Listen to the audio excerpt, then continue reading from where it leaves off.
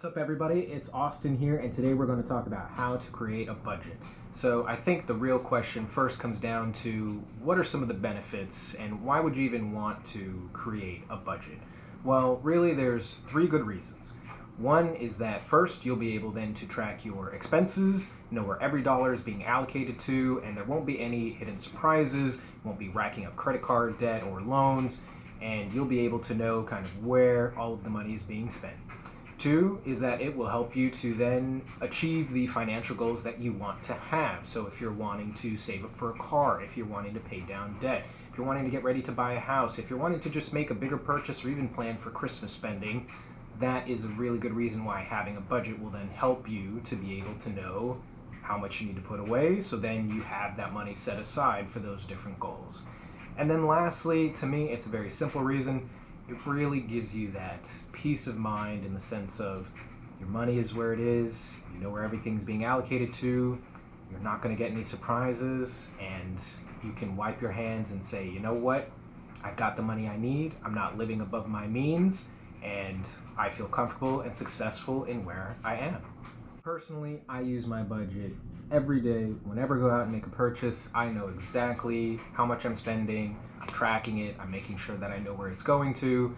But there are times that I know I do go a little bit over budget, and I plan for that. Well, not necessarily plan, but I know I have enough money set aside for the things that I've been saving for, that if I end up dipping into it just a little bit, I'm not necessarily going to be hurting, and I'm comfortable with that purchase.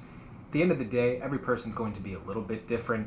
I would recommend, at least at the start, it's something you stick to pretty rigidly, and then once you've gotten more comfortable, then you can look to maybe be a little bit looser with following your budget, but at least at the start, it's really good to follow it pretty strictly until you know where your money's going, you've tracked those expenses, and then you know how much you're putting away for your goals, how much you're saving for, how much can you be a little more loose with than you might otherwise if you didn't necessarily have a budget.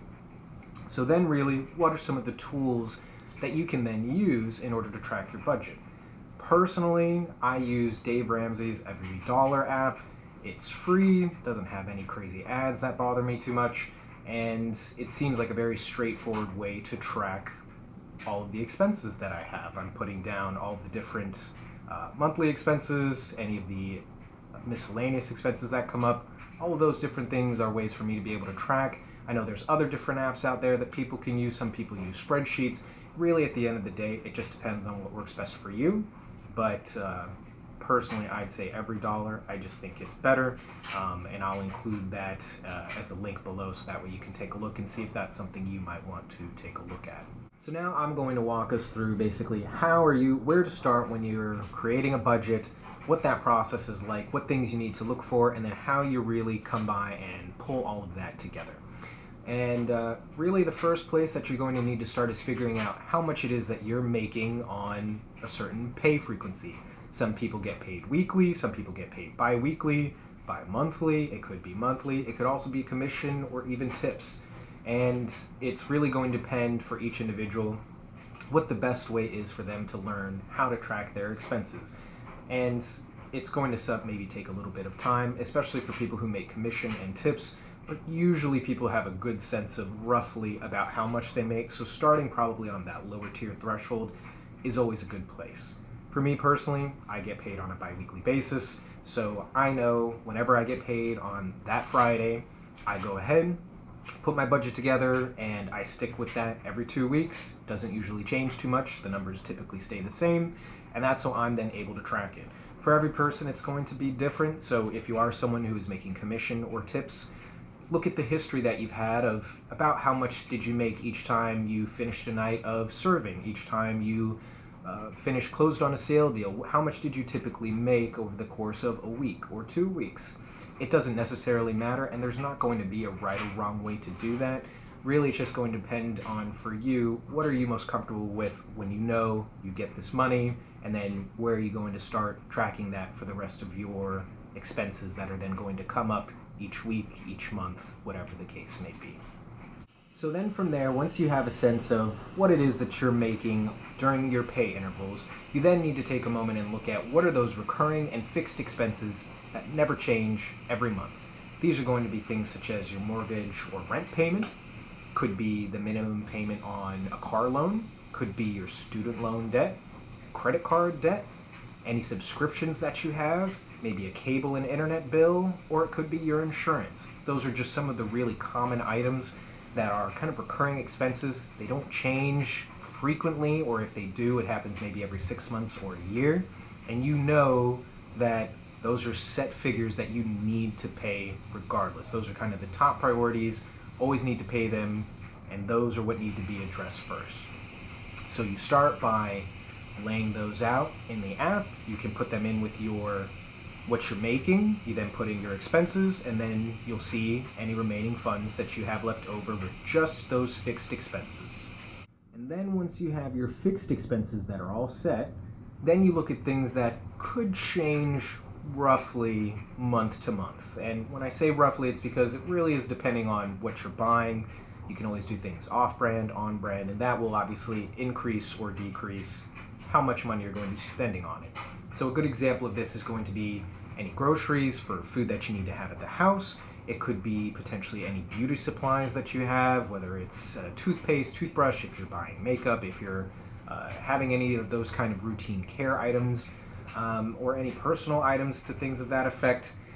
And maybe it could be baby supplies as well. If you have a child, you're needing to get diapers, if you're needing to buy baby formula, all of those things, while yes, they are a set expense in some respects, it is always possible to potentially buy different items that could then increase or decrease how much you're spending on them. So I would probably recommend, at least when you're first putting the budget together, budget these a little bit higher than maybe you might anticipate. Maybe you have a receipt left over from when you went to the store, and you then kind of are able to look at how much those things cost. Try and budget just a little bit higher, at least initially, so then you can know, okay, here's how much I think I'm spending, maybe add on a few extra dollars, $10, $20. That way then you can see, once you've actually gone through the budget process, about how much of that you really are spending. So then once you have all of these different, what I would consider more fixed expenses, they're things you need to have, you can't live without them, you need them in order to kind of do the routine day-to-day things that you do in order to survive, then you can start looking at things that are probably a little bit more extra. So a good example of that would be maybe going out to eat at a restaurant or getting together with friends. Maybe you like to do dance lessons and you pay for those for every week, a couple times a week. Could be going to the gym, could be a fitness instructor, could you maybe are buying gardening supplies in order to make sure you're able to plant or tend to your plants. It's going to really be different, and there's not really a set option for this. It really just depends on what it is that you like to do. It could be even something like fishing or hunting. So really then taking the time to look at how much are you spending on maybe more recreational activities, more fun things that you do that aren't necessarily big expenses, but they're something that you'd probably buy on a recurring basis. And then once you have those set, you can then take a look, again, as you did with the more fixed items, such as groceries, baby supplies, things like that. Then you can start to look at those more fun activities, try and plan budget, see about what your expenses are with it, and then probably put it just a little bit higher than you might anticipate, at least until then you know more so of where it is your expenses are going.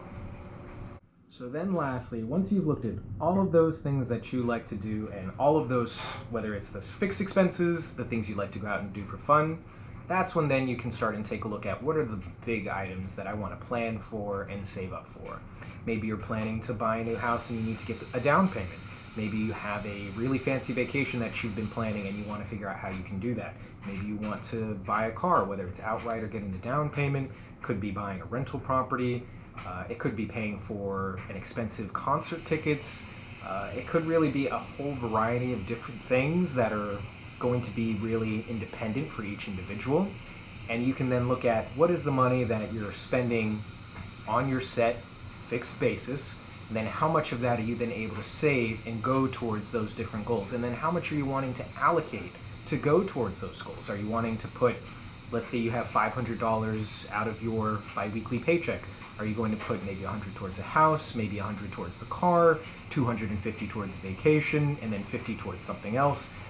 Again, you need to kind of look and figure out how fast is it you want to achieve that goal, and then once you have that set, how long is it going to take you to do that? And then you can figure out what's going to be best for you once you see how much money you have left over for saving. So once you finally put everything together, you see where the numbers lie, and you see really how much it is you're spending, whether you're going over, under, and how much it is you're able to save. It can seem a little bit daunting at first because maybe you thought you had more money and then you're coming to realize you actually are going over by $100, $200, maybe more. And that's why then if you look at a credit card bill, it's then starting to go up. So that's when, once you have everything laid out, maybe you've gone through it for a pay period and you've actually tracked the actual expenses, then you can see, okay, how much did I actually spend, and then where is it that you can cut back to then help you achieve the goals that you want to, whether it is buying a house or anything like that. And you really then, I think, just need to really consider what's a priority to you. Is going out to eat with friends, 2-3 times a week, more important to you than saving up for one of your financial goals? And that's where you can then determine, okay, maybe you cut it back to going out once a week or twice a week. That money then that you're saving and not spending on going out then can go towards another one of your goals. And that's where that can sometimes be coming with a little bit of give and take, and there is going to be some sacrifice when you're creating this budget. Creating the budget is really the tool to help you better understand where your expenses are and then helping you to figure out how to achieve those financial goals. And it can be a little painful sometimes, or being able to save down for debt. And just taking the time to do that, putting that budget together, and then once you have everything laid out and you have that expectation, that's when then you go through a pay period, you track all of your expenses whenever you go out to eat, whenever you buy something, you then put it in, for me, into the Every Dollar app, and then you see, okay, if I spent $15 going out to eat for food, that means that's $15 less than I had originally. Let's say I had budgeted $100 to eat in a 2-week period, then that means I then have $85 left to spend. And you just keep doing that to track it. You use it to the cents, and that way you then know how much money it is that you're spending, and then you can figure out where it is that you can cut back, where you can save some money, and then you can really figure out what's most important to you and how to achieve those goals. And then once you've done those things, you've created the budget, you know where your money is going to, you've tracked your expenses and you've gone through it. After that, all you need to do is stick with it. Eventually, at least for me, it became second nature. At first, it did take some time to adjust because I'd forget, oh man, I need to add in this expense, or I'd forget to put something in, and then when I went to look at my budget, I'm like, I thought I had more money, but then when I'm looking at my bank account, the numbers aren't exactly adding up. So then I do have to go back and figure out where was I spending money, and I didn't necessarily realize it. But at the end of the day, it makes you feel proud, accomplished, you feel comfortable in how much you can save, how much you can spend, and then you can really achieve that financial freedom and recognition that you're doing what it is that you want to do with your money. Whether that is spending more money to go out, whether it's to save, whether it's a combination of both. I'm not here to tell you you need to save all of this money or necessarily spend all of the money. At the end of the day, you need to do what's most important to you, and figuring out how much you're spending and where it's allocated. Once you've done that, you then have that financial independence to make those decisions yourself. So that's really it. Try to keep it as simple as possible. Definitely let me know if it was helpful, or if you have any questions. I'll be happy to help answer in any way I can. Thanks everyone. Talk to you soon. GoPro, stop recording.